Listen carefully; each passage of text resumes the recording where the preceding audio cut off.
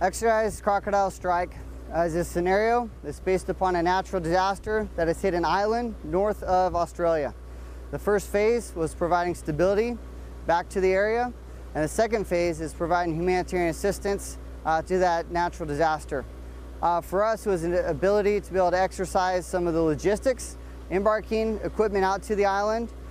In reality, we're also able to provide community assistance in the form of required maintenance and renovation to some of their infrastructure.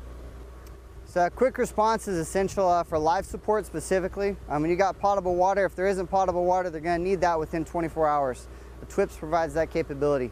In addition, being able to open up some of the lines of supply, roads that may have something as simple as a tree falling across it, we can get in there and provide mobility to be able to enable us to get into the town and provide the support that's required. There's really two things that the Marines and the soldiers gained from this one. Really the capability to exercise their specific MOSs, to understand additional MOSs that are adjacent to them, as well as being able to broaden themselves and understand culturally what's going on in other parts of the world and develop a better cultural awareness that enables Marines to be able to be inserted wherever they may be in different countries, to have an appreciation for what's going on. It's going to make them more effective in that community. Yeah, so from the 1st Combat Engineer Regiment, we've got quite a capability that has a range of equipment. We have plant assets, we also have trade, we also have combat engineers. So some of the stuff that we bring to the party is water purification, we bring plant equipment, we also bring the trade effort. So the whole idea for that would be that we can sustainment whilst we're in location, but also we can provide for the local community. So things that we'll be looking at straight away is opening up the ports, having a look at the runways, fixing the runways if required, and then obviously sustainment with the water purification. So with the Marines and the Australians coming together, it builds confidence. It builds confidence within our own capabilities. It gives us confidence within the others' capability. And it is something that we work together, so that interoperability, all right, to have a look at our equipment, mash it together, all right, to achieve the end state. So I think the big thing to come out of this would be the confidence within each other's equipment and our abilities and our trades to achieve the mission. Yeah, so coming into a place like South Goulburn Island, one of the big things for us is to engage with the locals and to make sure that we're actually doing something that they want.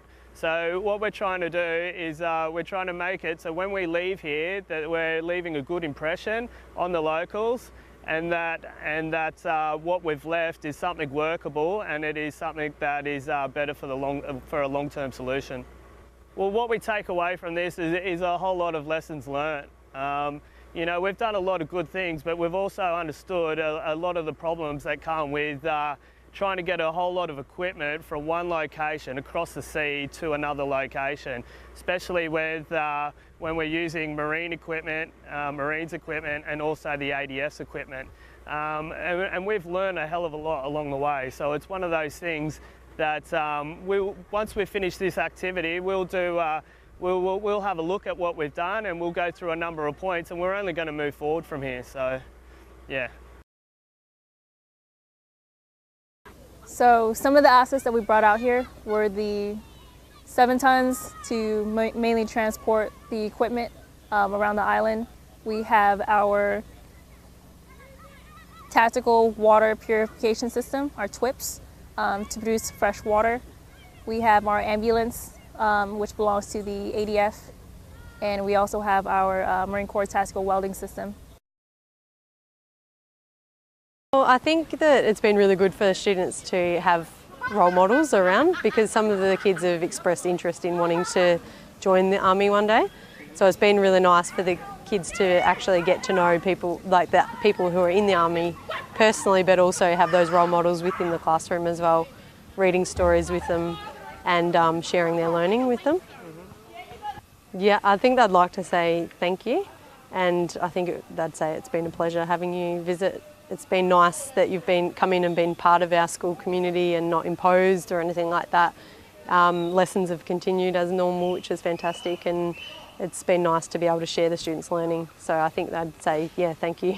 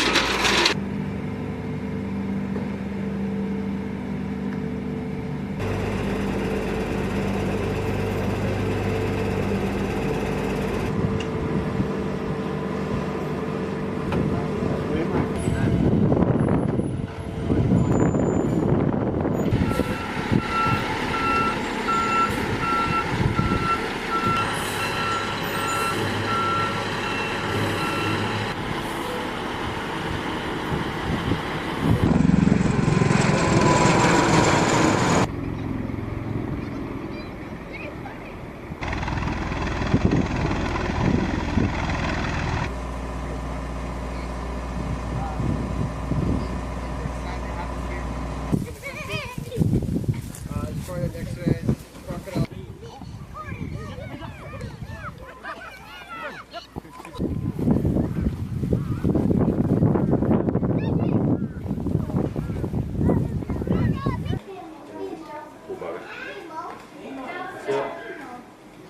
Crocodile. Oh, that's an alligator. So that's an alligator. It's an American alligator.